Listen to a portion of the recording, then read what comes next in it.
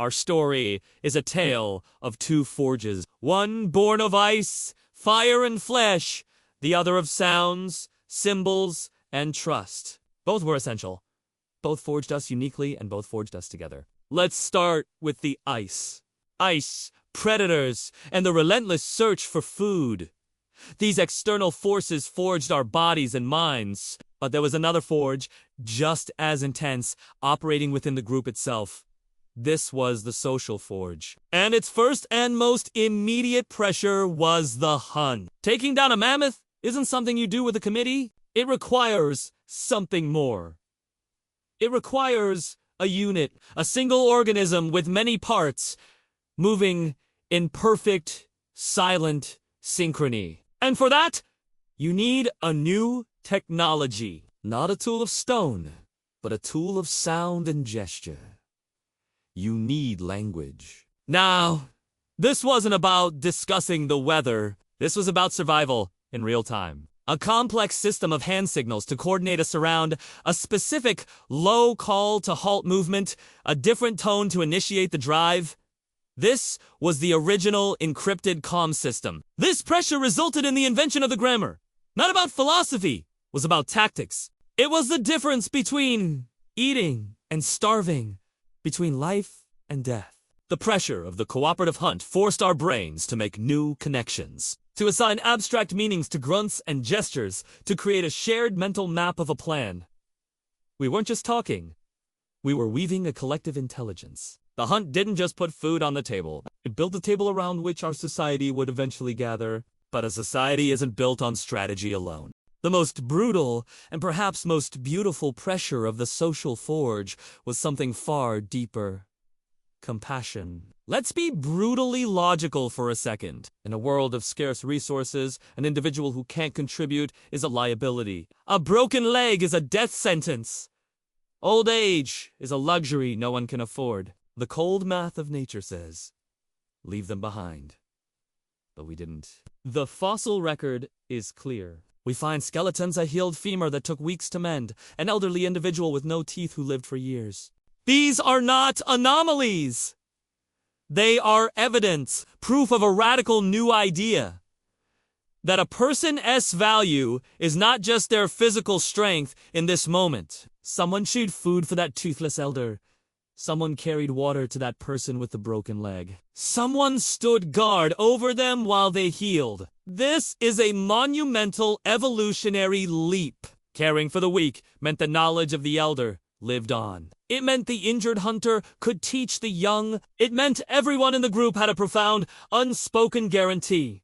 No matter what happens to you, we will not abandon you.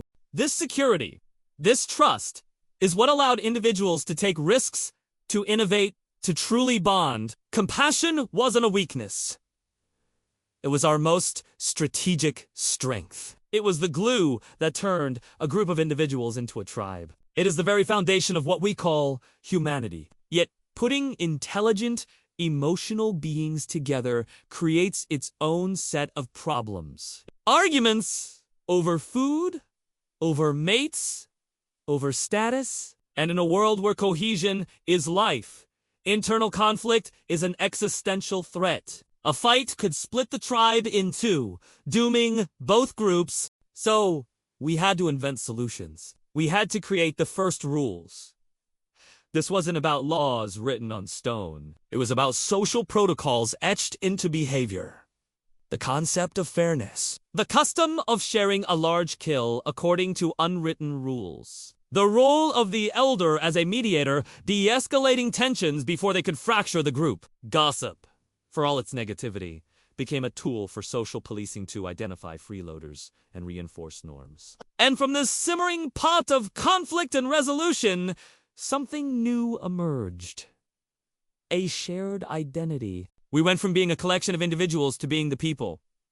This wasn't about blood or biology. It was about shared experience, shared rules, shared stories. We started using pigments on our bodies and on cave walls because we wanted to signal this identity to others and to ourselves. And as our social game grew more complex, so did our need to track the myriad of relationships within it. Kinship systems became increasingly intricate, creating a kind of living architecture that bound us together. The pressures of social life created the building blocks of human society. All this happened before humans even conceived of a society, and from this rich, complicated landscape of interactions, something extraordinary arose. Our brains evolved to excel at reading subtle cues, at interpreting body language, facial expressions, tones of voice. We developed the ability to empathize, to understand another's perspective, to predict their behavior. As our social game grew, our brains grew with it, adding 400 new neurons every second during childhood. This is what made us uniquely human.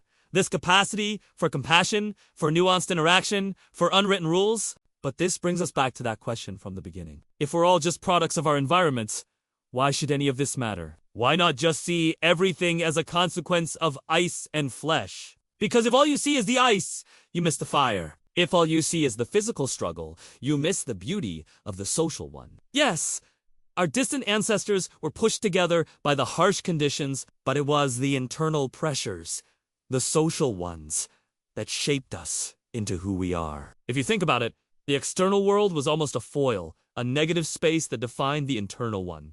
The scarcity of resources drove us to cooperate. The danger of predators forced us to synchronize. The endless search for food pushed us to innovate. In a way, the external world acted as a mirror, reflecting and magnifying our internal It was the crucible that tested our mettle, the proving ground for our innovations. As hunter-gatherers, we had the highest ratio of social brain to body size of any species. We needed a lot of calories to power that brain, but we couldn't count on a reliable food supply. So hunting and gathering became a high-risk, high-reward gamble. The risk was high because taking down a mammoth or gathering enough berries required coordination, strategy, and sheer numbers.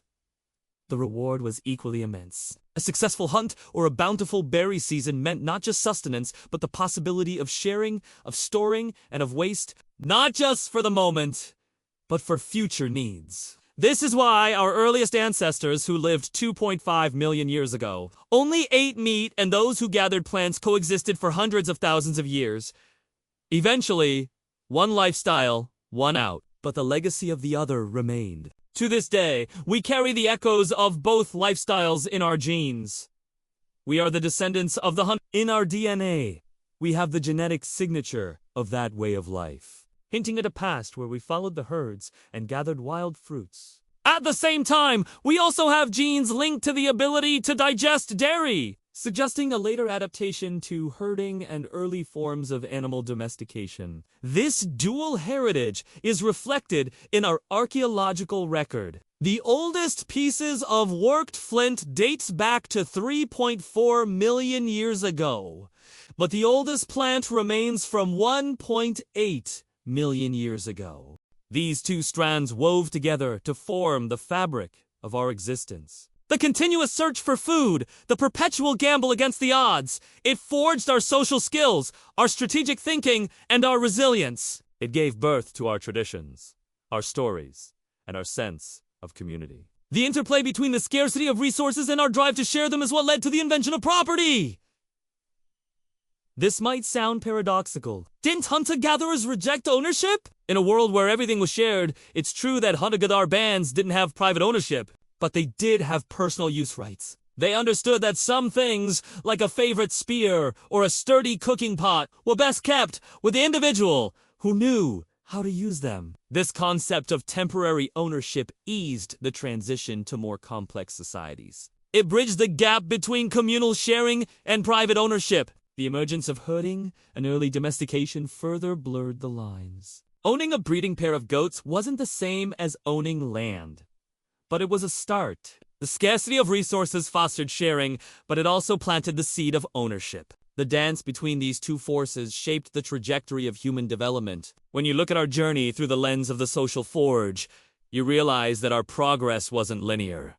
There were setbacks, extinctions, and side quests. But each setback, each extinction, each new challenge presented an opportunity to adapt, to innovate, to forge ahead. Every new skill, every new technology, every new social norm was a step away from the edge, a step towards prosperity. We invented pottery and settled down. We domesticated animals and cultivated fields. We built villages and then cities. We established trade routes and forged alliances. We invented writing and then printing. We explored the stars and delved into the depths of the ocean. Each of these steps was a testament to our inherent curiosity, our unquenchable thirst for understanding. Each step was also a product of the social forge, a result of our ability to cooperate, to innovate, and to adapt. This innate desire to explore, to understand, and to master our environment has been the North Star of our journey. And yet, in all this progress, we've never abandoned the core principles that define us. We still rely on cooperation, still value innovation, and still adapt to our changing circumstances. In a world driven by competition, it's easy to forget that we are products of cooperation. In a world obsessed with individual success, it's important to remember that our journey is a shared one. Our story is a tale of two forges, one born of ice, fire, and flesh, the other of sounds, symbols, and trust. Both were essential. Both forged us uniquely, and both forged us together. So when you look at the vast expanse of our journey, when you see the towering cities in the distant galaxies, when you hear the whispers of ancient languages and the roar of a lion pride, remember the two forges that shaped us. Remember the ice and the fire and the flesh, but also the sounds, the symbols, and the trust. For it is in the interplay of these forces, the struggle and the bond, that the essence of our journey truly lies.